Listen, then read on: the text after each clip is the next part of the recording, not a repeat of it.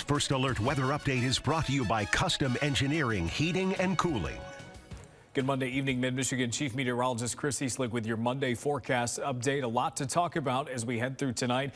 It is going to be a very interesting next couple of days. It starts with a beautiful evening this evening with nothing to worry about. The radar is dry as far as the eye can see, but we do have a warm front that's off to the south that will eventually bring some showers and thunderstorms to at least parts of the lower peninsula as we head into tomorrow morning.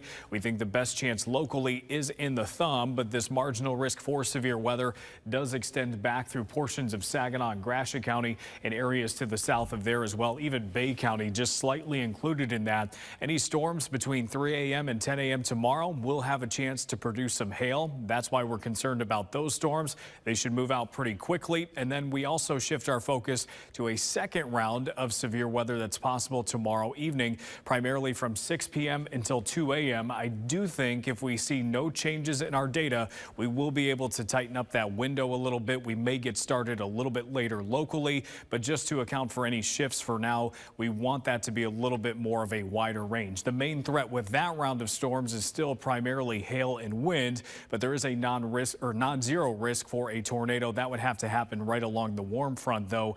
Those warm front scenarios can be a little tricky.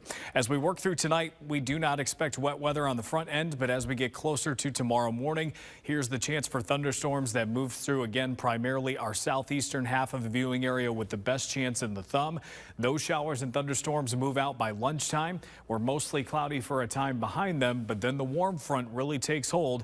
We clear out as we head into the afternoon. We build up some of that warmth. We build up some of that fuel for storms later tomorrow night, and that's what we'll have to be watching out for. I do think we're still relatively dry by 5, and you can see what I mean. If there's no changes here, we're still relatively dry by 8, but it's after that we expect a secondary round to come through on Wednesday morning, very early Wednesday morning.